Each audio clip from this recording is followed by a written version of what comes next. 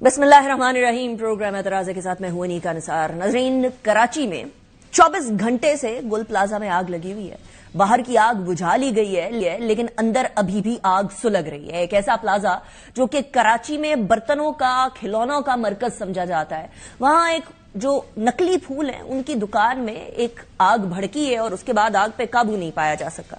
کتنی ہی دفعہ غفلت کی طرف اشارہ کیا جائے لیکن کراچی میں اس طرح کے انسیڈنٹس آئے روز چلتے رہتے ہیں، اور آئے روز چلنے کے بعد جب بھی کوئی جانی نقصان ہوتا ہے اس کے بعد افسوس، تعزیت، لفاظی اور زبانی جمع خرچ کے بعد کچھ نہیں ہوتا ہے. اینڈ انفارچونیٹ بات یہ ہے کہ آج کا سب سے بڑا سوال یہ ہے کہ آج کے سانحے کے بعد کچھ تبدیل ہوگا یا وہی زبانی جمع خرچ ہوگا. اس حوالے سے ہم بات کریں گے پروگرام کے آخری سیگمنٹ میں. پروگرام کے سیکنڈ سیگمنٹ میں ہم بات کریں گے انٹرنیشنل سطح پر کس طریقے سے معاملات تبدیل ہو رہے ہیں، ایران کے لیے خطرہ ابھی بھی منڈلا رہا ہے، اور پاکستان کو غزہ کے پیس کے حوالے سے جو کمیٹی بنائی جا رہی ہے اس میں دعوت دے دی گئی ہے. اب یہ بات پاکستان کے فورن آفس نے کنفرم کر دی ہے، لیکن پہلے سیگمنٹ میں ہم ذرا سیاست کی طرف آتے ہیں. اور ملک کی سیاست کے اندر ملاقات کا معاملہ، مذاکرات کا معاملہ، مزاحمت کا معاملہ، یہ تین میم جو ہیں وہ چھائے ہوئے ہیں اس تمام افق سیاست کے اوپر، اور یہی بات ابھی ٹی آئی اور حکومت کے درمیان چل رہی ہے. لیکن اعظم نذیر طاہر صاحب کہتے ہیں کہ حکومت نے تو مذاکرات کا آپشن تب دیا تھا جب وزیر اعظم صاحب نے ووٹ اٹھایا تھا. سنیں ذرا. حکومت کی طرف سے تو مذاکرات کی آپشن جس دن وزیر اعظم شہباز شریف صاحب نے حلف لیا تھا اس دن بھی انہوں نے بات کی تھی. جس دن ہم نے پہلا بجٹ کیا اس دن بھی کی، دوسرے بجٹ میں بھی بات کی کہ آئیں اور کچھ نہیں ہے تو ایک مساق معیشت تو کرے نا، کسی ایک شخص کی یا چند افراد کی رہائی اپنی جگہ پہ. لیکن آپ کو لوگوں نے ووٹ دیے ہیں کہ آپ پاکستان کے عوام کے بھلے کے لیے کام کریں، تو ان کا پہلا رائٹ ہے، ان کے لیے سوچئے. اچھا، ان کے لیے سوچ تو لیجئے، لیکن پی ٹی آئی کہتی ہے کہ ہمیں سوچنے کے لیے، سمجھنے کے لیے، فیصلے کے لیے عمران خان صاحب سے بات کرنا ہوگی. بات کرنے کے لیے ملاقات کرنا ہوگی، اور ملاقات کرنے کے لیے اڈیالہ جانے کی اجازت چاہیے ہوگی. سی ایم کے پی کے کئی دفعہ اڈیالہ کے باہر دھرنا بھی دے چکے ہیں، جا بھی چکے ہیں. شاید کے پی کے سے زیادہ وہ اڈیالہ کے باہر آپ کو نظر آتے ہوں کہ ان کی اپنے لیڈر سے ایک بار ملاقات ہو جائے، لیکن وہ ملاقات نہیں ہو سک رہی ہے. لیکن اعظم نذیر طاہر صاحب اس کو بھی ایکسپلین کرتے ہیں کہ اس لیے نہیں ملاقات ہو رہی کیونکہ کوئی شخص جو جیل میں ہو، جو سزا یافتہ ہو، وہ اپنے سیاست کے، زندگی کے عام معاملات اور سیاست کے علاوہ جو دوسرے معاملات ہیں وہ کیسے کر سکتا ہے. تو انہوں نے بڑا واضح طور پر ایک بات فرمائی ہے، ذرا وہ سنیے گا، اس کے بعد پھر دیکھتے ہیں کہ یہ بات کس حد تک صحیح ہے اور کس حد تک غلط. کنوکٹڈ شخص کو جیل میں رکھا اس لیے جاتا ہے کہ قانون اجازت نہیں دیتا کہ وہ عام روزمرہ زندگی میں جو کچھ سیاسی اور قانونی معاملات ہیں وہ کریں. سپریم کورٹ کی ججمنٹس بھی ہیں، قانون بھی یہی ہے کہ کنوکٹڈ شخص ملک کی سیاست نہیں چلاتا. تو مجھے نہیں سمجھ آتی کہ انہیں یہ کیوں ہر معاملے میں وہ کہتے ہیں کہ جو ان سے مشاورت کریں گے. اپوزیشن کو بھی یہ سوچنا چاہیے سیاسی معاملات بھی ایک میکنزم کے تحت چلتے ہیں جو کہ قانونی بھی ہوتا ہے اور آئینی بھی ہوتا ہے. اب یہ ساری صورتحال ہے، لیکن اس کے ساتھ ساتھ ایک بات سچ ہے کہ کے پی کے سی ایم سہیل آفریدی ہیں، اور یہ بات بھی سچ ہے کہ اس ٹائم پر وفاقی حکومت جو ہے وہ پی ایم ایل این کے پاس ہے. اگر یہ دونوں مل کر نہیں کولیبوریٹ کرتے تو جو دہشت گردی سر اٹھا چکی ہے اس کا سر کچلنا کیسے پاسبل ہوگا جب دونوں آپس میں ایک دوسرے کے ساتھ نوک جھوک کرتے رہیں گے، سیاست کے اوپر بات کرتے رہیں گے. تو کیا پھر کے پی کے لوگ یا بلوچستان کے لوگ یا باقی لوگ جو ہیں وہ دہشت گردی سے نبرد آزما ہیں، ان کو کس طریقے سے کمپلیٹ چھٹکارا مل سکے گا اگر ملک کا ایک کونا بھی سیف ہیون بنا رہا دہشت گردوں کے لیے؟ تمام سوالات پوچھیں گے. میرے ساتھ جو مہمانان موجود ہیں میں ان کا تعارف کرواؤں گی. حذیفہ رحمان صاحب ہمارے ساتھ موجود ہیں، معاون خصوصی ہیں وزیر اعظم کے، وزیر مملکت ہیں. Thank you very much Huzaifa صاحب for joining me in the program. Shafi Jan صاحب ہمارے ساتھ موجود ہیں، مشیر اطلاعات ہیں خیبر پختونخوا کے. بہت شکریہ شفیع صاحب، آپ نے بھی ہمیں جوائن کیا. It's a pleasure having you in the program as well. Shafi صاحب، let's start from you. Azam Nazir Tahir صاحب نے بولا کہ ایسا کیسے ہو سکتا ہے کہ ایک سزا یافتہ شخص جو ہے وہ جیل سے سیاست بھی چلا رہا ہے، ملاقاتیں بھی کر رہا ہے، روزمرہ کی بات بھی کر رہا ہے، پھر جیل تو نہیں ہوا نا، پھر تو یہ نارمل لائف ہو گئی. سب سے پہلے آپ کا شکریہ. دیکھیے، میں تو یہ بات کہہ کے تھک چکا ہوں کہ یہ نذیر اعظم طاہر صاحب ہو گئے یا طاہر صاحب ہو گئے یا نون لیگ کے جتنے بھی وفاقی وزراء ہیں، یہ بھرتی کیے گئے لوگ ہیں. یہ وہی ٹرانسکرپٹ پڑھتے ہیں صبح جو ان کو دے دی جاتی ہے، اس اسکرپٹ کے مطابق یہ سارا دن لگے رہتے ہیں. صبح سے پریس کانفرنس شروع کر دیتے ہیں اور شام کو اس بات پہ پریس کانفرنس اور ان کی ٹاک شوز ختم ہو جاتے ہیں کہ جی عمران خان پہ غداری کا مقدمہ قائم کر دیا جائے، سہیل آفریدی صاحب کو کسی چیز کے ساتھ جوڑ دیا جاتا ہے اور تحریک انصاف پہ پابندی لگانے جانے کا مطالبہ بھی ساتھ کر لیتے ہیں اور یہ آرام سے سو جاتے ہیں اور پھر ان کو نیند میں بھی عمران خان نظر آتا ہے. جہاں تک ملاقات کی بات ہے، سیاست کی بات ہے، بیانات کی بات ہے، تو عمران خان صاحب ایک تو ناحق قید میں ہیں، تمام تر مقدمات جعلی ہیں. دوسرا ان کو ایک عدالتی احکامات جو ہیں وہ بڑے جو جس کی بنیاد پہ ہم بات کرتے ہیں کہ عدالتی حکم موجود ہے، اس عدالتی حکم کے مطابق منگل کے دن ان کی فیملی کی ملاقات اور ان کی وکلا کی ملاقات اور تھرسڈے کو ان کی پولیٹیکل لیڈرشپ سے ان کی ملاقات طے ہے، کیونکہ وہ پاکستان کے سب سے بڑی پارٹی کے لیڈر ہیں، سب سے مقبول ترین لیڈر ہے. تو ان کا یہ بنیادی حق ہے کہ وہ اپنے فیملی سے بھی ملے، اپنے وکلا سے بھی ملے اور اپنے پولیٹیکل پارٹی کے لیڈرشپ سے بھی ملے. اچھا اور اندر وہ جو بھی بات کریں گے، ایک minute, I'm sorry to cut you short. اس کے اوپر جو گورنمنٹ کا سب سے بڑا پوائنٹ ہے وہ یہ ہے کہ دیکھیے جب بھی جاتے ہیں تو ہم لوگ یہ بات کہہ کر نکلتے ہیں، یا عظما صاحبہ کو بھی یہ بتایا گیا لاسٹ ٹائم جب ملاقات ہوئی کہ آپ باہر آ کے سیاسی بات کوئی نہیں کریں گے، اور وہ اگری کر کے اندر جاتے ہیں لیکن باہر آ کر جو ہے وہ بات سیاست کی ہی ہو رہی ہوتی ہے. تو اس کے اوپر بھی ذرا رسپانس دے دیجیے گا before I go to Huzaifa Rehman صاحب. دیکھیں ہم ان کے مطابق تو نہیں چل سکتے. یہ تو کل کو کہیں گے کہ آپ نے سانس بھی نہیں لینی، یہ تو کل کو یہ بھی کہیں گے کہ تحریک انصاف پہ پابندی لگا دیتے ہیں. ہم ان کے مطابق تو نہیں چلیں گے، ہم تو آئین اور قانون کے مطابق چلیں گے. جو ہمیں عدالتی احکامات ہمارے پاس ہیں ہم ان کے مطابق چلیں گے. جو چیزیں قانون عمران خان صاحب کو ثوابدید دیتی ہیں، جو چیزیں قانون کے مطابق عمران خان صاحب کو ریلیف دیتی ہیں، ہم ان کے مطابق چلیں گے. ہم نے تو ہمیشہ آئینی اور قانونی جنگ لڑی ہے، اور یہ جنگ بھی جو ہے قانونی اور آئینی جنگ ہے. عمران خان صاحب سے ملاقات قانونی ہے، ان کی اندر جو بات وہ کہیں گے، وہ سب سے بڑے پولیٹیکل پارٹی کے لیڈر ہیں، اندر وہ سیاست پہ ہی بات کریں گے، اور ہم یہ میک شور کرائیں گے کہ وہ اندر جو بات کریں گے ہم اس کو باہر لے کے آئیں گے. یہی والی بات جب بھی ملاقات کرنے جب یہ والی بات نواز شریف صاحب پہ آتی تھی کہ وہ سزا یافتہ تھے، وہ بھی یہی کہتے تھے کہ میرے خلاف جو کیس ہوا ہے، وہ جو فیصلہ ہوا ہے وہ جھوٹا ہوا ہے.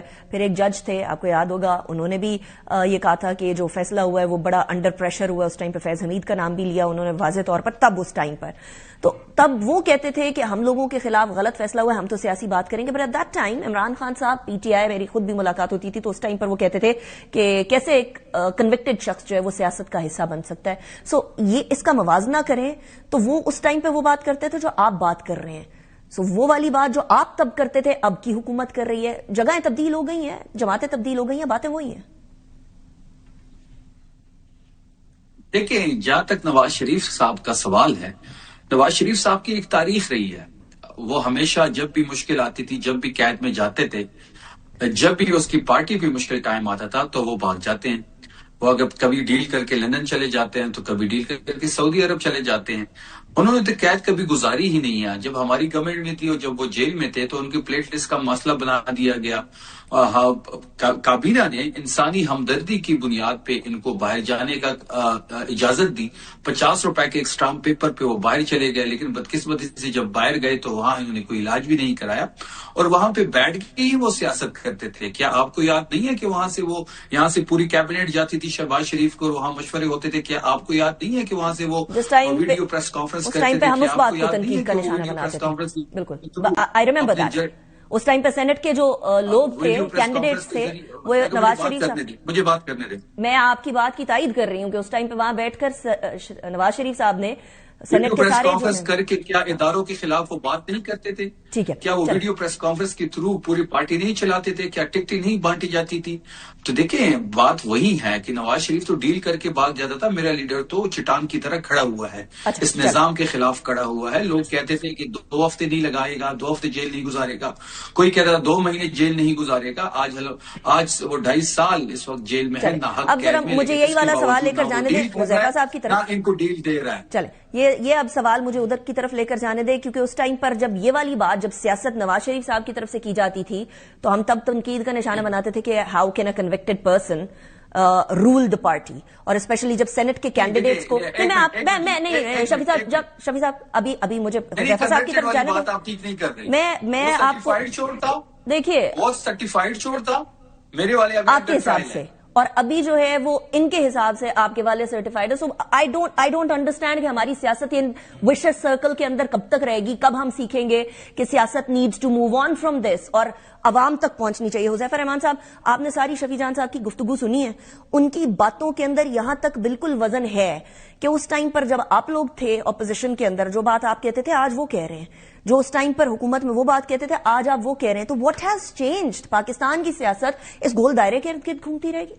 دیکھیں انیکا، یہ ایویلویٹ تو پہلے تو بہت شکریہ آپ نے مجھے مدعو کیا. یہ ایویلویٹ آپ نے کرنا ہے اور آپ کے اے آر وائی کے ویورز نے کرنا ہے کہ میں سچ بات کر رہا ہوں یا سچ بات کر رہے ہیں. دیکھیں یہ نہیں ہو سکتا کہ وہ کہتے ہیں two wrong can't make a right. پہلی بات تو یہ کہ کوئی دلیل ہی نہیں، آپ دلیل پہ مبنی بات کریں نا. ہم تو چور ہیں سرٹیفائیڈ، آپ تو دیانتدار لوگ ہیں، آپ تو اصولوں کی بات کرتے ہیں. تو آپ کے بانی Tehreek Insaf supreme court of Pakistan گئے میاں نواز شریف صاحب کے خلاف، اور ثاقب نثار کا آرڈر ہے، اس آرڈر کا 51 آپ پیرا دیکھ لیں، اس میں واضح لکھا ہوا ہے کہ ایک بندہ ڈائریکٹلی اور انڈائریکٹلی اگر سزا یافتہ ہو تو سیاست نہیں کر سکتا. یا تو آج آپ میں اتنی کریج ہو آپ کہیں کہ وہ اقدام بانی تحریک انصاف کا غلط تھا، ثاقب نثار کی عدالت میں انہیں نہیں جانا چاہیے تھا اور وہ فیصلہ غلط ہے. نہیں تو اس ٹائم پہ جو نواز شریف صاحب ادھر لندن کے اندر بیٹھ کر سیاست کرتے تھے، سینٹ کے کینڈیڈیٹس جو کہ بعد میں کینڈیڈیٹ نہیں مانا گیا ان کا، لیکن کینڈیڈیٹس انہوں نے ادھر بیٹھ کے چوز کیے، تو وہ غلط کرتے تھے پھر یہ مانے. پھر دیکھیں پہلی بات تو میاں نواز شریف جب لندن میں تھے تو بیل کے اوپر تھے. جب آدمی بیل کے اوپر ہوتا ہے، چاہے میڈیکل گراؤنڈ پہ بیل ہو چاہے میرٹ پہ بیل ہو، تو اس کی سزا سسپینڈ ہوتی ہے. لیکن اگر for the sake of argument ہماری پارٹی کے آپ لندن جانے کی بات چھوڑ دیں، شہباز صاحب جیل میں تھے، شہباز صاحب سزا یافتہ قیدی نہیں تھے، صرف ایک ملزم تھے. ملزم کے جو رائٹس ہیں وہی ہوتے ہیں جو عام شہری کے رائٹس ہوتے ہیں. فنڈامنٹل رائٹس آپ کے سسپینڈ کب ہوتے ہیں یا محدود تب ہوتے ہیں جب آپ سزا یافتہ قیدی ہوتے ہیں. بات یہ کہ میں ان سب باتوں کو اگر ایک طرف بھی رکھ دیں، مجھے بتائیں کہ کیا بانی تحریک انصاف آج جو جیل سے بیٹھ کے سیاست کر رہے ہیں پھر وہ تب غلط تھے؟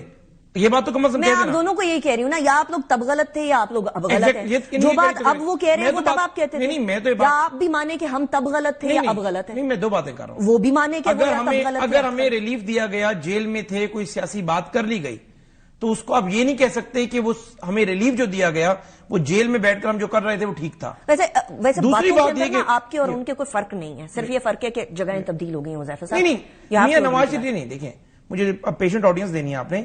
میاں نواز شریف صاحب یہاں سے بیل پر گئے تھے، اگر بیل والا بندہ تو ہے اس کو چانس ہوتا ہے کہ وہ بری ہو جائے گا. نہیں، پہلے بیل پر تھے. ہاں لیکن later on he was convicted. جب کنوکٹڈ ہوئے اس کے بعد پھر بیل پہ جب دوبارہ واپس گئے تب انہوں نے سیاست کی نا. اگر بانی تحریک انصاف کو کل بیل مل جائے وہ سیاست کر سکتے ہیں، پاکستان کے آئین کے تحت کر سکتے ہیں. یہ آپ کا آئین پاکستان کہتا ہے. آپ ملاقاتیں کرنے دیں گے ان کو یا نہیں کرنے دیں گے؟ کیونکہ مجھے اعظم نذیر طاہر صاحب کی بات سے لگ رہا ہے کہ ملاقات نہیں. اب اصل بات میں ہم آ جاتے ہیں. دیکھیں انیکا، بالکل میں ریئلسٹک بات آپ سے کر رہا ہوں. ایک تو شفیع جان صاحب کی بات سن کر مجھے بڑا افسوس ہوا ہے کہ جو بانی تحریک انصاف جیل میں کہیں گے وہی باہر آ کر ہم بتائیں گے، ایز اٹ از بتائیں گے. دیکھیں انہی جذباتی گفتگو نے یا اپنی پچ پر لا کر مارنے نے 2.5 سال سے بندہ جیل میں 31 سال سزا ہو گئی ہے. یعنی کوئی آپ ایسی بات نہیں کرتے کہ واقعی ہم اپوزیشن میں ہیں، ہاٹ واٹرز میں ہماری پارٹی، ہم مذاکرات کی طرف آگے بڑھیں اور بانی تحریک انصاف اگر کوئی جذباتی بات کر بھی دیتے ہیں جیل میں بیٹھ کر ہم اسے فلٹر لگائیں. آپ یہاں بیٹھ کر اس بات کو یعنی درست ثابت کرنے کی کوشش کر رہے ہیں. حذیفہ صاحب، شفیع جان یا پھر سہیل آفریدی یا سو اینڈ سو، آپ لوگوں کی جماعت کے اندر شاید ایک ٹیئر کلچر ہے. ان کی جماعت میں عمران خان صاحب ہی ہے، عمران خان صاحب نہیں ہے تو یہ لوگ بھی نہیں ہیں. نہیں دیکھیں بے شک یہ لوگ ہوں نہ ہوں، لیکن اگر یہی لب و لہجہ رہا اور یہی سٹائل رہا تو نہ دیکھیں ملاقاتیں ہو پائیں گی، نہ مذاکرات آگے بڑھ سکیں گے.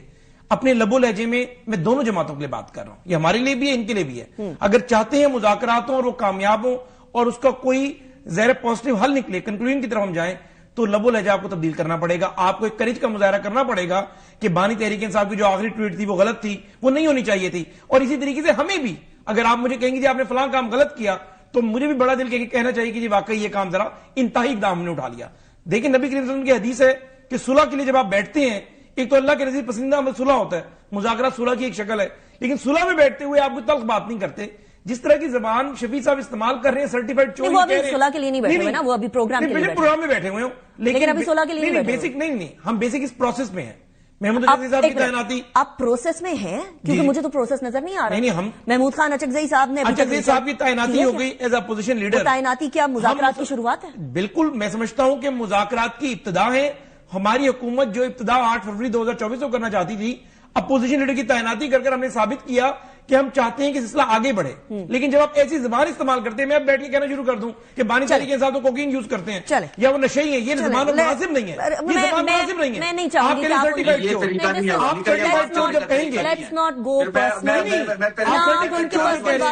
سرٹیفائڈ چور جو کہا، سرٹیفائڈ چور کہنا अच्छी बात है। मैंने उनको भी कहा मैं तो कभी इस तरह की बात ही नहीं करता, नहीं ये गलत है, मुझे भी नहीं करनी चाहिए। मैं तो टेक माई वर्ड्स, मैं कह रहा हूं कि अगर हम इस तरह की जबान इस्तेमाल करें।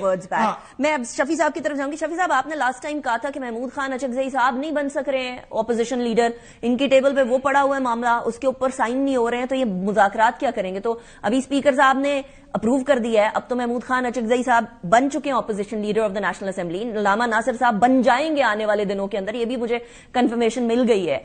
राना सनाउल्लाह साहब ने कंफर्मेशन दी है मेरे अपने प्रोग्राम के अंदर। सो जब अब ये सारी चीजें हो रही हैं, हुज़ैफा रहमान साहब seize this as the start of मुज़ाकरात, do you see this as that? पहली बात हुज़ैफा साहब को माजरत करनी पड़ेगी जो उसने अल्फाज इस्तेमाल किए, वरना फिर मैं कराची की बात करूंगा। नहीं, मैं ये कह रहा हूं कि ना आप ऐसी जुबान इस्तेमाल करें ना मैं करूं। मैंने एक एग्जांपल दी है कि आप हमें सर्टिफाइड चोर कहेंगे तो हमारी तरफ मैं बात नहीं करूंगा। उन्होंने अल्फाज वापस ले लिए, कई लोग मेरे इस्तफसार पे उन्होंने अल्फाज वापस ले लिए हैं। शफी जान साहब, लेट्स मूव ऑन। अब पर्सनल टैक्स ना करें हम आवाम के सामने, गलत है, उनकी तरफ से भी गलत है। वो कह रहे हैं आप सर्टिफाइड चोर वाला भी वापस लें, उन्होंने अपने लफ्ज वापस ले लिए, आप भी वापस लें। सर्टिफाइड तो वो तो सुप्रीम कोर्ट का डिसीजन है, कोई वो तो सर्टिफाइड चोर है, वो खत्म हो गया, वो कह रहे हैं। उनका आर्गुमेंट आपने सुन लिया होगा अभी। वो पाकिस्तान वो कैसे खत्म हुए वो आपको पता है और मुझे भी पता है। वो फिर मैं उसके ऊपर क्या कुत्ता हमारा कुत्ता टॉमी, ये बात है। यानी मीठा मीठा आप कड़वा कड़वा थू, आप कहें तो ठीक है, हम कहें तो गलत। अब सवाल का जवाब दे दें शफी साहब। देखिए, अगर आप जातियात को हिट करेंगे तो फिर मैं भी जातियात पे आऊंगा। उनका पॉइंट भी ये है शफी साहब, लेट्स मूव ऑन फ्रॉम जातियात। मैंने जातियात में हिट ही नहीं किया, मैंने तो बात की कि हमें नेशनल चैनल पे बैठकर इस तरह की ज़बान इस्तेमाल नहीं करनी चाहिए एक दूसरे के टॉप लीडरशिप के बारे में। अगर मुज़ाकरात करना चाहते हैं, अगर मुल्क को आगे बढ़ाना चाहते हैं, अगर तहरीक इंसाफ संजीदा है कि बात आगे बढ़े, तो किसी को सर्टिफाइड चोर कहना या किसी को नशेई कहना मुनासिब बातें नहीं है। मैं तो वाज़ेह बात कर रहा हूँ। टीवी पे बैठ के कभी भी बिलो द बेल्ट बात नहीं करता। नहीं, मैं कभी भी टीवी पे आपने किबला भी सर्टिफाइड चोर जो कहा, ये सर्टिफाइड चोर क्या पश्तो जबान में तो ये अच्छी बात है। तो वो तो पूरे पाकिस्तान में मशहूर है कि आपका लीडर सर्टिफाइड चोर है, मरियम नवाज सर्टिफाइड चोर है। देखिए, मैं चाहूँ तो मेरी तो गाली देना आसान बात है, मैं लेकिन इसका जवाब नहीं दूंगा। अच्छा, अगर हम इसी नोकझोंक में लगे रहे, मैंने गाली तो नहीं दी, बात कर रहा हूँ, ये गाली है ना किबला, ये गाली है। अगर आप किसी बंदे की तौहीन कर रहे हैं, इसको उर्दू में आप गाली समझे। शफी साहब, हुज़ैफा साहब, लेट्स बी सिविल, आप दोनों लीडरान हैं, आप एक ओहदे पे फायज है, अवाम का सवाल मैंने किया। चलिए लेट्स मूव ऑन ना, लेट्स मूव ऑन। चलिए मैं आपसे रिक्वेस्ट कर रही हूँ कि लेट्स मूव ऑन। क्या बात, आप मुझे नहीं, मैंने उन्होंने अल्फाज वापस ले लिए। गाली होती है बिलो द बेल्ट, आप किसी की इज्जत नफ्स शुरू करें, वो गाली। मेरा सवाल मुज़ाकरात वाला है कि अब अचकजई साहब बन चुके हैं। देखिए, जहां तक महमूद खान जी, देखिए जहां तक महमूद खान अचकजई साहब की बात है, और मैं भी आपके शो पे भी कह चुका था कि 5 महीने इस बात को लटकाया गया। 5 महीने जो है इन्होंने हमें कौमी असेंबली के स्पीकर ने कई लोगों के थ्रू हमें मैसेज भिजवाया कि आप नेम चेंज कर दें, हम कोई और नाम बता दें, चाहे वो नाम शायद उनको कबूल ना हो, आप कोई और नाम दे दे तो वो हो जाएगा। लेकिन पाकिस्तान तहरीक इंसाफ में इमरान खान का फैसला जो होता है वो आखिरी फैसला होता है। जब सोहेल आफरीदी साहब को नॉमिनेट किया गया तो एक बंदा यहाँ पे आता है, उसने 3 घंटे यहाँ पे प्रेस कॉन्फ्रेंस की, उसके बावजूद नून लीग की, पीपल्स पार्टी के लोगों ने प्रेस कॉन्फ्रेंस की, कभी एक चीज के साथ जोड़ रहे थे, कभी दूसरी चीज के साथ जोड़ रहे थे। लेकिन फिर आपने देखा कि हमारी जितनी भी एमपीएस थे वो सोहेल आफरीदी साहब के साथ खड़े रहे और वो इलेक्ट हो गए एज ए सीएम। तो महमूद खान अचकजई साहब का केस भी ऐसा था कि 5 महीने हम अपने फैसले पे खड़े रहे क्योंकि इमरान खान साहब का फैसला था। इसके बावजूद कि कौमी असेंबली के स्पीकर उसको नहीं करना चाह रहे थे, हमें मैसेजेस भी भिजवा रहे थे और उन पे प्रेशर भी था क्योंकि ये तो बेख्तियार है, इनके इख्तियार में तो कुछ है नहीं। अभी जो ये इनका नोटिफिकेशन जो हुआ है, ये जो हमारी स्ट्रीट मूवमेंट के एक प्रेशर बढ़ा है इन पे, जो लोग निकल रहे हैं, जो लाहौर में निकले हैं, जो सिंध में निकले हैं, कल आपने एबटाबाद के मनाजिर देख रहे हैं, वो प्रेशर जब इन पे पड़ा है तो प्रेशर में इन्होंने ये कर दिया है। अब ये अलामा साहब का भी करेंगे, पहले हो गया था। अच्छा, एक और बात बता दीजिएगा, एक और बात बता दीजिएगा शफी साहब, ये बात मैंने भी अपने कुछ सोर्सेज से कंफर्म की है, ये बात इख्तियार वली साहब ने भी फरमाई है कि आपकी अपनी जमात के कुछ सीनियर मेंबरान नेशनल असेंबली स्पीकर के ऑफिस गए और उन्होंने कहा कि अचकजई साहब के ऊपर हमें तहफ्फुज़ात है। यानी आपकी पार्टी के अंदर भी अचकजई साहब के नाम के ऊपर कुछ इबाम पाया जाता था और वो स्पीकर साहब तक कन्वे भी हुआ था। आपने अपने सोर्सेज से कंफर्म किया होगा, आपने अपने सोर्सेज से भी कंफर्म किया होगा ये बात, और आपने इख्तियार वली साहब को भी यहाँ पे मेंशन किया है। अगर आपके पास सोर्सेज हैं, उन लोगों के नाम ले, बिल्कुल इस अभी ले, इसी जो तहरीक میں ان کے پاؤں پہ کلہاڑا مارنے والی بات تو نہیں کروں گی نا شفیع صاحب. سورسز وہ لوگ کے نام میں بتا دیں. نام انہیں بھی پتا ہے, آپ کو پتا ہے. میں ایک لائن میں آپ کو پورا کیس بتا حذیفہ صاحب نام بتانے لگے. چلے میں تو نہیں بتاؤں, میں نہیں بتاتی, حذیفہ صاحب بتا دیتے ہیں. یا آپ دونوں کا مسئلہ ہے نا, آپ لوگوں کی لڑائی آپس کی. ہاں تو میں نے تو سورسز سے کنفرم کیا, ساتھ میں نے آپ کو عرض کر دیتا ہوں. اچھا چلیے نام بتائیں. آپ پہلے ان سے یہ کہیں کہ کریج کا مظاہرہ کریں. جو 1 درجن سے زیادہ ایم این اے جب 26ویں آئینی ترمیم آئی, 4تھے فلور پر بیٹھے ہوئے تھے, انہیں اپنی پارٹی سے نکالے نا. 27ویں آئینی ترمیم کے ٹائم 3 درجن سے زیادہ ان کے ایم این اے, اور انہیں پتہ ہے اس بات کا. بیرسٹر گور کا ہی پتہ نہیں, میں نام ہی بتا رہا ہوں نا آپ کو. اب ظاہر ہے اگر میں کسی کا راز افشا کر دوں, ان 3 درجن کے نام انہیں بھی پتہ ہے, آپ کو بھی پتہ ہے, جو بیٹ کور کرتے ہیں نیشنل اسمبلی کی, سب کو پتہ ہے کہ وہ 21-22 لوگ کون سے ہیں جو 27ویں ترمیم میں خود ہمارے پاس آ رہے تھے کہ ہم ووٹ دینے کو تیار ہیں, لیکن ہم نے کہا نہیں, ہمارے پاس نمبر گیم 234 کا نمبر ہمارے پاس تھا, 222 کا ہمیں چاہیے تھا. تو بات یہ ہے کہ انہیں 2-3 درجن کی طرف نہیں, ان کی اپنی جماعت کے لوگ بار بار یہ کہتے رہے ہمیں کہ ہم آپ کے ساتھ نہیں آ رہے, لیکن یہ طریقہ ٹھیک نہیں ہے کہ آپ نے 74 یا 75 ایم این ایز میں سے کوئی بندہ چناؤ نہیں کیا, بلکہ آپ ایک سیٹ والے کو اس لیے بنا رہے ہیں کہ حب علی نہیں بغض معاویہ میں, کہ اداروں کو کون سب سے بڑی گالی دے سکتا ہے.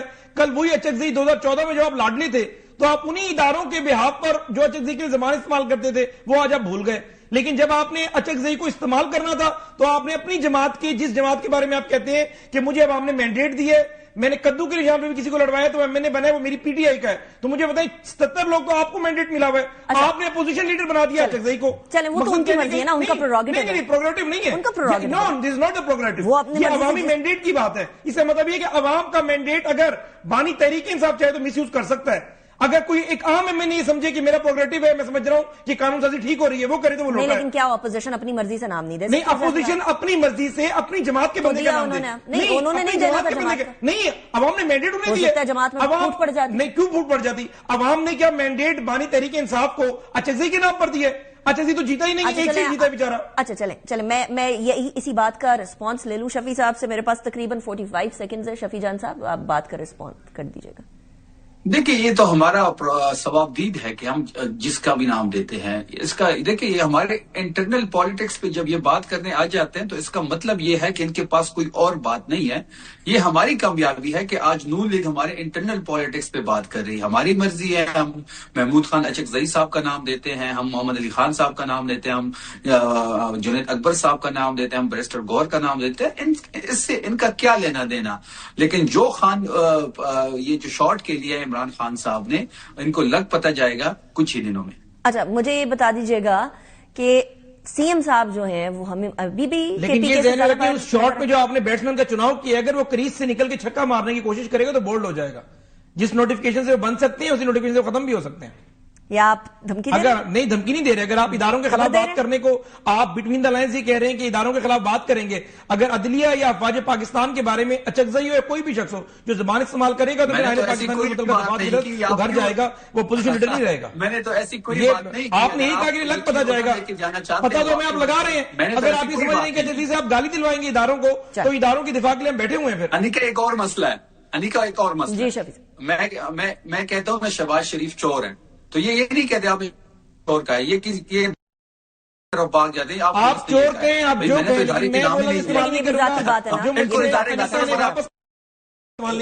شفیع صاحب آپ ذاتی طرف جا رہے ہیں, کسی کو چور کہنا, کسی کو اس طرح سے انٹل آنلیس. اگر ادارے کا سربراہ تو یہ گھبرا جاتے ہیں, پھر اگر لنچ کے ٹائم پہ نظر نہ آئے تو سر گھبرا جاتے ہیں, پھر اگر ڈنر کے ٹائم پہ بھی نظر نہ آئے تو اور گھبرا. لیکن ہم نے کسی کو قوم کا باپ ڈکلیئر تو نہیں کیا نا جی, ہم نے کسی کو میر جعفر میر صادق نہیں کہا, ہم نے ایبسولوٹلی ناٹ نہیں بنایا.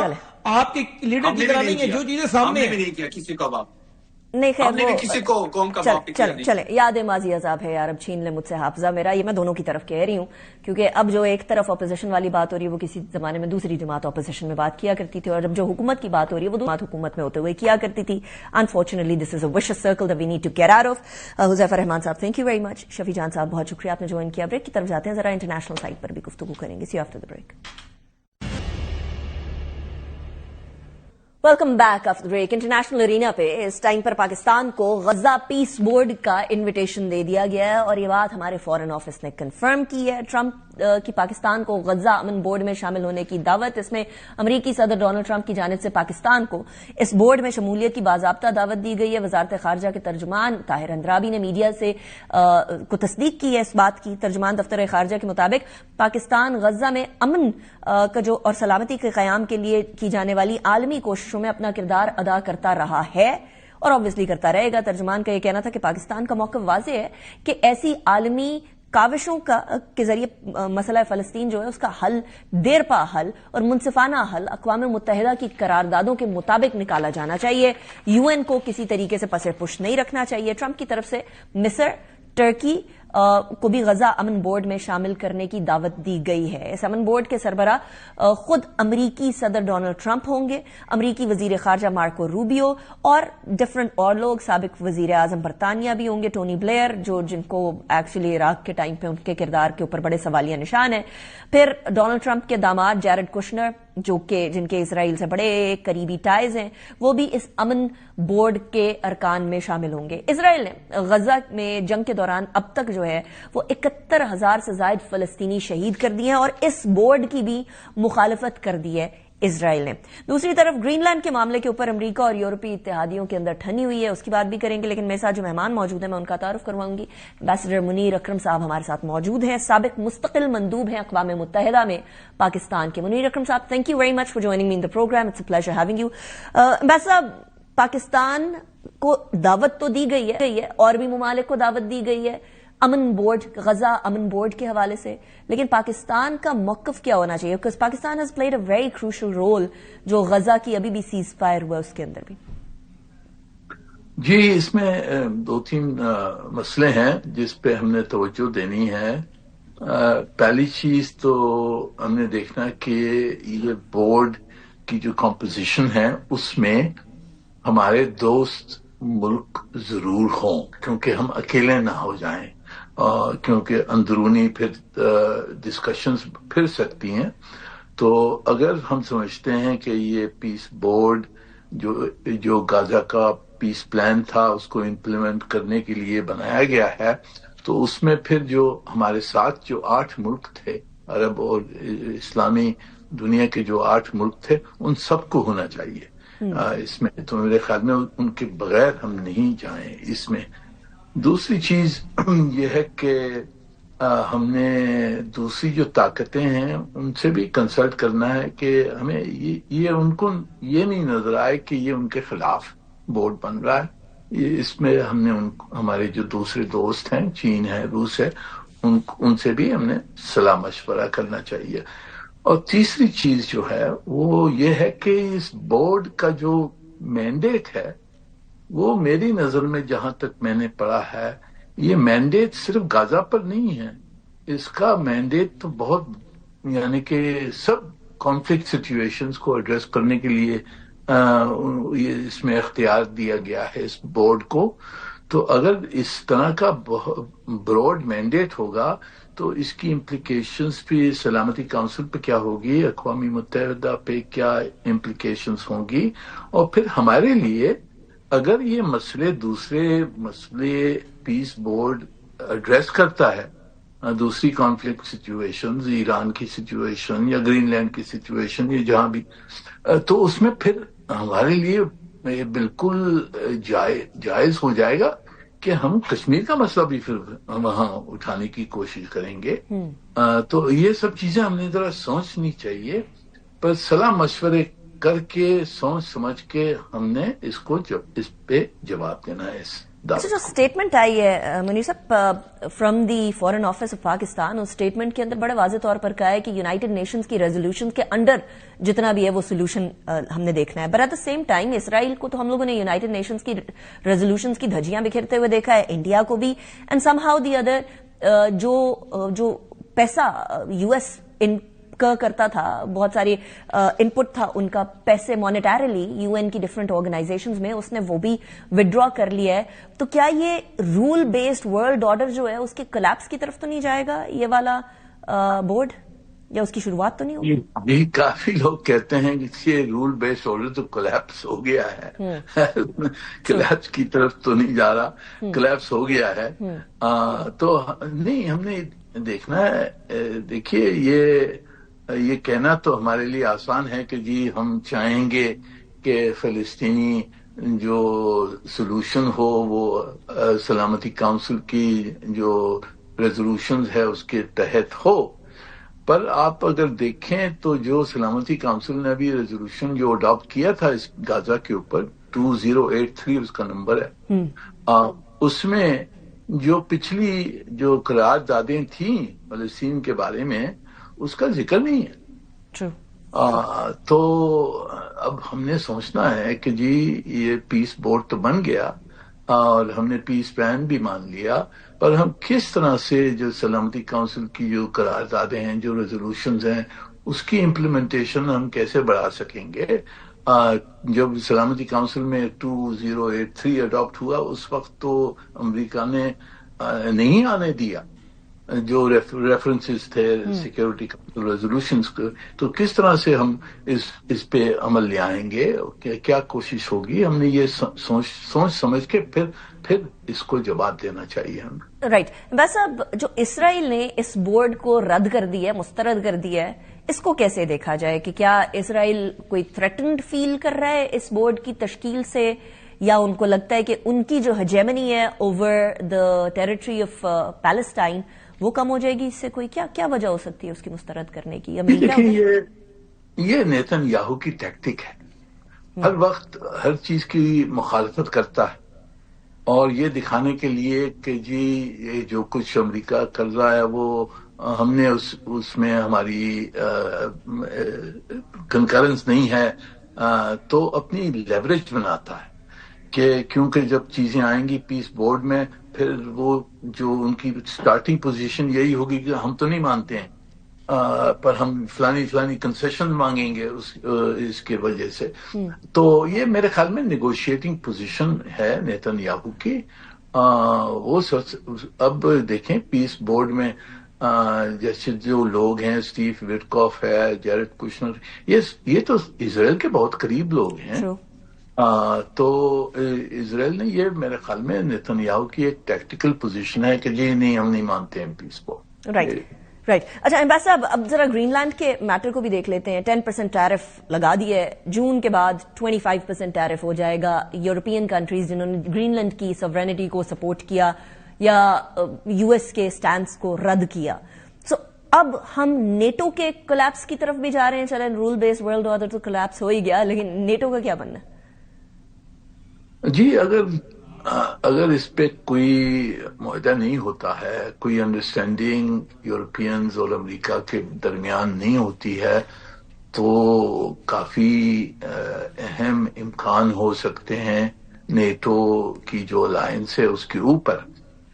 پر ہم نے دیکھنا ہے کہ اس میں اب نیگوشیٹنگ پوزیشنز کتنی ہیں اور آگر جا کے کیا فیصلہ ہوتا ہے. میرے خیال میں دونوں طرف پہ پریشر ہوگا کہ نیگوشیٹڈ سولوشن اس پہ لے آئیں. گرین لینڈ کی جو فیوچر ہے اس پہ کوئی انڈرسٹینڈنگ ہو جائے کہ کس طرح سے ہوگا. ٹرمپ صاحب نے تو بہت ایک میکسیمم پوزیشن لے لی ہے کہ جی ہم تو چاہتے ہیں یہ امریکہ کا حصہ بن جائے، پر اس طرح سے امریکہ کا حصہ بننا بڑا مشکل ہے کہ ایک ملک چھین کے دوسرے ملک سے ٹیریٹری اس طرح سے لے لے. وہ بڑا مشکل مجھے نظر آتا ہے. اگر یہ کیا تو کافی دھچکا لگے گا نیٹو کی الائنس کو، پوری یورپین اور امریکن سیکیورٹی پہ بہت اس کے بہت امکان ہو سکتے ہیں. اور یہ دھچکا تو انیویٹیبل لگ ہی رہا ہے کیونکہ فشرز تو آ گئے اور اب وہ جو دراڑیں آئی ہیں ان کو اس طریقے سے پر تو نہیں کیا جا سکتا. There will always remain lack of trust. لیکن امبیسڈر صاحب یہ لیک آف ٹرسٹ ایران کے لیے فائدہ مند ہو سکتا ہے، کہ ایران کے اوپر اٹیک کرنے کی طرف بھی یو ایس کافی عرصے سے ایڈمنٹ نظر آ رہا ہے، ڈسپائٹ دا فیکٹ کہ ابھی کچھ عرصے سے ان کی سٹینس میلو ہوا ہے، لیکن یقین کیا جا سکتا ہے اس میلو سٹینس کو؟ جی دیکھیں، یہ ٹرمپ صاحب کی جو نیگوشیٹنگ ٹیکٹکس ہیں اس کو سمجھنا چاہیے. وہ کافی ساری چیزیں کہتے ہیں، دھمکیاں دیتے ہیں، کافی مرتبہ وہ دھمکیوں سے پھر پیچھے ہٹ جاتے ہیں، کمپرومائز ڈھونڈ لیتے ہیں. تو ہم نے دیکھنا کہ اس میں جو دھمکیاں دی ہیں ایران کو، اس میں یہ نیگوشیٹنگ ٹیکٹکس کتنی ہیں اور صحیح پوزیشن کیا ہے. میری نظر میں حملہ ضرور ہو سکتا ہے. حملہ اسرائیل اور امریکہ دونوں چاہتے ہیں کہ جی ایران کی جو میسائل اور نیوکلیئر جو پروگرام ہیں ان دونوں کو رد کیا جائے، اور ایران کو ایک کنسیشن دینی چاہیے کہ پورے خطے میں وہ اس کا گڈ بیہیویئر ہوگا. پر میرے خیال میں انہوں نے اب سوچا ہے کہ اس وقت اگر انہوں نے حملہ کیا تو جو ایرانی عوام ہے وہ سب حکومت کے ساتھ ہو جائے گی، نیشنل یونٹی آ جائے گی. تو اس لیے وہ ابھی رک گئے ہیں. پر I would not rule out future attack اگر ایرانی کنسیشن نہیں دیتے ہیں جو یہ مانگ رہے ہیں. رائٹ. ایمبیسڈر منیر اکرم صاحب، thank you very much for joining me in the programme. It's a pleasure having you. جائیں گے بریک کے بعد، واپس آتے ہیں. کراچی ایک ایسا شہر جو سب سے زیادہ کما کر دیتا ہے لیکن سب سے زیادہ مسائل کا شکار بھی ہے. After break. Welcome back after break. Karachi میں گل پلازا جو کہ ایم اے جناح روڈ پر موجود ہے، کونے کا پلاٹ ہے، ایک بہت بڑی بلڈنگ ہے، جانی مانی جگہ ہے جہاں سے برتن، پلاسٹک کا سامان، بچوں کے کھلونے خریدے جاتے ہیں. کراچی میں رہنے والے ہر شخص کو اس پلازے کا پتہ ہے، اور کہیں نہ کہیں اپنی زندگی کے اندر جا کر اس نے یہاں سے کچھ نہ کچھ خریداری بھی کی ہوگی. لیکن گل پلازا کو آگ میں سلگتے ہوئے دیکھ کر، کئی جانیں نگلتے ہوئے دیکھ کر صرف افسوس نہیں ہوا بلکہ بہت سارے سوالات نے جنم دیا. تقریباً 20 گھنٹے کے بعد سی ایم سندھ پہنچے. انہوں نے کہا لوگ باتیں بہت کرتے ہیں لیکن میں تو خود کراچی میں موجود نہیں تھا. انہوں نے اور کیا فرمایا ذرا. 10:27 پہ یہاں پہلا پہنچا تھا فائر ٹینڈر، تو وہ لیٹ نہیں ہوا. 10:16 پہ ادھر سے اطلاع گئی ہے، لیکن لوگ کہہ رہے ہیں تو ہم ان کی بالکل تحقیق ہوگی کہ کس نے کسی کی کوتاہی ہوئی تو اس کو بالکل سزا ملے گی. چھوٹے تاجر ٹرانسپیرنٹ طریقے سے ان کے نقصان کا ازالہ کیا جائے. وزیر اعظم صاحب نے ابھی تک مجھ سے رابطہ نہیں کیا، حکومت سے شاید کیا. شہر میں ایسی غیر قانونی تعمیرات ابھی بھی بن رہی ہیں، ان میں کوئی فائر سیفٹی موجود نہیں ہے. میں 100% آپ سے اتفاق کرتا ہوں. جب یہ نظام ایسا لایا گیا تھا اس کے بعد جو اس کے اندر ڈیٹریشن ہوئی، اور میں یہ ایڈمٹ کرتا ہوں کہ ہم نہیں سنبھال سکے اس کو. اب یہ صورتحال ہے کہ نہیں سنبھال سکے اس کو، ڈیٹیریشن ہوئی ہے، یہ بات مانی جا رہی ہے. اب ایک اور بات سناتی ہوں میں آپ کو. یہ 2023 کا واقعہ ہے. نومبر کے واقعے کے بعد، ایک اور آگ کے بعد، مرتضی وہاب صاحب نے کیا فرمایا تھا. تب وہ میئر کراچی تھے. انہوں نے کیا فرمایا تھا ذرا وہ سنیں. اور ایسا لگتا ہے کہ ابھی کا جو سانحہ ہے وہ ماضی کے سانحوں کا یا تو گوسٹ ہے یا ماضی کے سانحے گوسٹ تھے، اور ہونا ونا کچھ نہیں. سنیں سر. ایک فائر سیفٹی آڈٹ ہونے کی ضرورت ہے کراچی بھر کی تمام بڑی عمارتوں کا. تو اس میں ہم نے فیصلہ یہ کیا ہے کہ ہم نے 3 ٹیمیں تشکیل دی، اور پہلے فیز میں ہم آئی چندری گڑھ روڈ، شارع فیصل کے علاقوں کو ٹارگٹ کر کے طارق روڈ کو ٹارگٹ کریں گے، اور ان تمام بلڈنگز میں کے ایم سی کا عملہ جائے گا اور فائر سیفٹی آڈٹ اس کا کریں گے. اور اس کے بعد یہ ریکمنڈیشن دی جائے گی کہ کس کس بلڈنگ کے اندر وہ فائر سیفٹی کے میکنزم موجود ہیں، ایمرجنسی ایگزٹ ہے یا نہیں، اور اس کے بعد جو قانون کے مطابق کارروائی بنتی ہے وہ کارروائی کی جائے گی. اب صورتحال یہ تھی کہ تقریباً 260 سے زیادہ بلڈنگز کو جو ہے وہ آڈٹ کیا گیا، اور 150 سے زائد بلڈنگز ایسی تھیں جن بلڈنگز کے اندر یہ بات آئیڈینٹیفائی ہوئی کہ فائر سیفٹی روٹ یا فائر سیفٹی کے جو رولز ہیں وہ فالو نہیں کیے جا رہے. یہاں ایس بی سی اے غفلت کی نیند سوئی ہوتی ہے. اس سے پہلے عمارتیں گرتی ہیں اور پھر ایس بی سی اے کے سربراہان کو سائڈ پہ کر دیا جاتا ہے. بٹ وہ جو عمارتیں کھڑی ہیں ان کا کیا کیا جا رہا ہے، یہ ایک اہم سوال ہے. اب میں ذرا کراچی میں، کیونکہ میں نے خود اس طرح کے بہت سارے واقعات کور کیے ہیں، بلدیہ فیکٹری کے اندر جو آگ لگی تھی اس کے اندر کس طریقے سے جھلس کے اموات ہوئی تھی، وہ مناظر میرے ذہن سے آج تک نہیں جاتے ہیں. لیکن کچھ مناظر میں یا کچھ سانحات جو ہے میں آپ کے سامنے رکھتی ہوں کہ یہ پہلی دفعہ نہیں ہوا. पता नहीं आखिरी दफा भी होगा या नहीं होगा। नवंबर 2021 की बात बताती हूँ। सदर के में एक हफ्ते के दौरान आतिशज़दगी के 2 अलहदा वाकयात हुए थे। कोऑपरेटिव मार्केट, विक्टोरिया मार्केट में लगने वाली ये दोनों आग जो थी वो 500 से ज्यादा कारोबारों को तबाह कर चुकी थी और आग लगने की वजह से मुबैना तौर पर वो शॉर्ट सर्किट बताया जा रहा था कि बेसिकली ये वजह है। जून 2022 में जाते हैं, गुलशन इकबाल के अंदर गाड़ियों का डिपो था, इसमें आग लगी, सैकड़ों मोटरसाइकिलें, रिक्शे, गाड़ियां तबाह हो गई, अरबों करोड़ों का नुकसान हो गया। अप्रैल 2023 की तरफ आते हैं, न्यू कराची फैक्ट्री में आतिशज़दगी होती है। 2 फैक्ट्रियों में लगने वाली ये आग के दौरान इमारत का एक हिस्सा गिरने से 4 फायर फाइटर्स शहीद हो जाते हैं, 13 अफराद जख्मी हो गए थे। नवंबर 2023 की बात आती है, आरजे शॉपिंग मॉल के अंदर आग लगती है। इसके नतीजे में कम से कम 11 अफराद जो है अपनी जान की बाजी जो है वो हार देते हैं और 35 से ज्यादा जख्मी होते हैं। फिर आते हैं 2024 के अंदर, दिसंबर का वाकया है। ये गुलिस्तान जौहर के इलाके के अंदर वाकया फर्नीचर मार्केट है, इसके अंदर आग लगी थी, दर्जनों दुकानें मुतासिर हुई थी, करोड़ों रुपए का सामान जल गया था। फिर मिलेनियम मॉल के अंदर आतिशज़दगी होती है जून 2025 के अंदर। मॉल में लगी आग के अंदर 250 से ज्यादा दुकानें जलकर राख हो जाती हैं।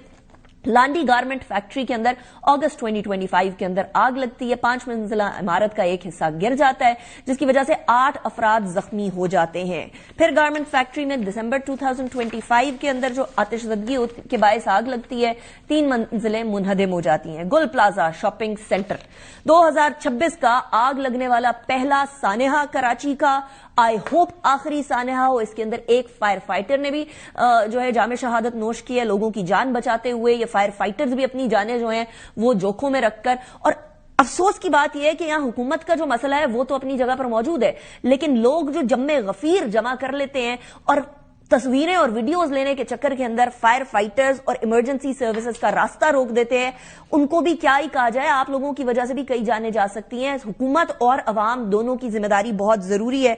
मेरे साथ नुमाइंदा ARY न्यूज होंगे सलमान लोधी, वो बहुत देर से आपको अपडेट कर रहे हैं कि वहां क्या हो रहा है। जरा उनसे पूछने की कोशिश करते हैं। Salman, thank you for joining me in the programme. मुझे बताइएगा, मैंने थोड़ी देर पहले तक खबरें चल रही थी कि जी मेयर कराची को जो DC ऑफिस के अंदर थे उनको घेरे में ले लिया है। तमाम ताजिरों ने तकरीबन 23 घंटे के बाद वो आए हैं उस जगह पर। मेयर कराची 1 दिन के बाद आए हैं ये पता करने के उनके शहर में जिधर के वो मेयर हैं, उससे पहले एडमिनिस्ट्रेटर रह चुके हैं, वहां क्या हुआ है, अभी क्या सिचुएशन है? देखिए, मेयर कराची जब यहाँ पे आए थे तो दुकानदार और लोग खासा मुश्तइल थे। उनकी जानिब से नारेबाजी भी की गई और मेयर के खिलाफ शदीद नारेबाजी की। इसकी जो ताजिर हैं वो ये कहते हैं 2 वजूहात हैं, क्योंकि गुज़िश्ता रात 10:30 बजे के करीब आग लगी थी, 24 घंटे बाद मेयर कराची पहुंचे हैं। यही सूरत हाल अगर हम गुज़िश्ता रोज बात करें डिप्टी मेयर की, जब वो यहाँ पे आए थे तो इस किस्म की सूरत हाल तो देखने में नहीं आई थी, लेकिन मेयर कराची जब यहाँ पे पहुंचे हैं, ताजिर ये कहते हैं उनका संजीदगी की अंदाजा इस बात से लगाया जा सकता है कि वो 24 घंटे बाद इतने बड़े सानिये के वक़ुआ पे आए हैं जिसका गुस्सा निकाला गया था मेयर कराची के खिलाफ नारेबाजी करके। वक़ुआ से मैं आपको अगर अपडेट दूं तो 24 घंटे से ज़ायद का वक्त हो चुका है और इस वक्त भी मरकजी मुकामात पर आग लगी हुई है। आपने जैसे बताया कि कराची में सानिहात के बाद इंस्पेक्शंस की टीमें, तहकीकाती टीमें बनाई जाती हैं, ना सिर्फ जिले इंतजामिया की बल्कि फायर ब्रिगेड की जानिब से भी बनाई जाती हैं, सर्चिंग भी की जाती है, लेकिन किसी ने अभी तक कोई इस वाकयात से नहीं सीखा। ये जो मुकाम है गुल प्लाजा, ये जो जिस मुकाम पर आग लगी हुई है, इसके थोड़े ही फासले पर कैप्री सिनेमा के करीब चंद माह कबल एक बड़ी आतिशज़दगी का वाकया पेश आया था। पटाखों के गोदाम में आग लगी थी। उसमें कई अमवात भी हुई थी और ये 2-3 साल पहले एक उसी गोदाम में आग लगी थी। आज वो गोदाम उसी तरह छोटी दुकान की सूरत में वहीं पे काम कर रहा है। काम करने से कोई नहीं रोका जाता। खाली पीली दस्तावेजात में, डॉक्यूमेंट्स में ये आर्जी तौर पर सील तो जरूर कर दिया जाता है, लेकिन अब 2 महीने गुजर जाने के बाद दोबारा आंखें बंद कर दी जाती हैं। MA रोड की बात की जाए, ओल्ड सिटी एरिया की बात की जाए, आज भी कराची की कई इमारतें ऐसी हैं जिनमें कोई एंट्री एग्जिट के अलावा कोई इमरजेंसी एग्जिट नहीं बना हुआ। बल्दिया सानिया बल्दिया के बाद और जो फैक्ट्री में आग लगी थी उसके बाद ये देखने में आया था लोग खिड़कियों से और नहीं कूद सके। वजह ये थी कि क्योंकि उनको मुकम्मल तौर पर सील किया था। इस इमारत में भी यही देखने में आया कि पूरी जो छोटी बड़ी खिड़कियां थी वो मुकम्मल तौर पर सील थी या ग्रिल लगा के बंद कर दी गई थी, जिसकी वजह से रेस्क्यू कामों में भी शदीद किस्म का दुश्वारी का सामना करना पड़ा। ग्राउंड रियलिटी ये है یہ عمارت تو مکمل طور پر آگ کی نظر ہو گئی. اب فائر بریگیڈ یہ کہتی ہے جب آگ مکمل طور پر بجھ جائے گی تو اس کے بعد سرچنگ کا عمل کیا جائے گا. 60 سے زائد افراد اب بھی مسنگ ہیں. وہ جو 60 لوگوں کی بات کی تھی سی ایم صاحب نے، وہ 60 ہی ہیں یا اس سے زیادہ بھی ہو سکتی ہے تعداد؟ دیکھیں یہ تعداد مسلسل بڑھتی جا رہی ہے. اب تک 65 کے قریب تو وہ افراد آ گئے جن کے گھر والے اور جن کے دوست احباب یہاں سے مسنگ ہیں. ایک بڑی تعداد جو ہمیں تاجر برادری کہہ رہی ہے کہ ان ملازمین کی ہیلپرز کی ہے جو کراچی میں روزگار کے لیے آتے ہیں اور ان کا کوئی اپنا یہاں پہ کراچی میں نہیں موجود ہوتا، کسی گاؤں یا کسی اور شہر کے ہوتے ہیں. وہ صرف یہاں پہ روزگار کرتے ہیں، کام کرتے ہیں، دہاڑی لگاتے ہیں، اس کے بعد کسی مقام پر جا کے سو جاتے ہیں. ایسے مزدوروں کے بارے میں الارمنگ سچویشن ہے. سلمان آپ اپنا بھی خیال رکھیے گا. فائر فائٹرز کے لیے بھی ہماری دعا، ان لوگوں کے لیے جو ادھر موجود ہیں، بچے، خواتین، مزدور، جو دکاندار ہیں جن کے کاروبار جل گئے، ان سب کے لیے ہماری میری ٹیم کی طرف سے، میری طرف سے، ARY کی طرف سے بہت ساری دعائیں. لیکن صرف دعاؤں سے کام نہیں بنتا، دوا کی ضرورت ہے اس ٹائم پر. This is of utmost importance. Karachi جلتا رہے گا کیا؟ یہ سوال میں آپ کے لیے چھوڑے جا رہی ہوں. انیکا نثار کو اجازت دیجیے، اگلے ہفتے انشاءاللہ ملاقات ہوگی. Take good care of your self. Allah حافظ.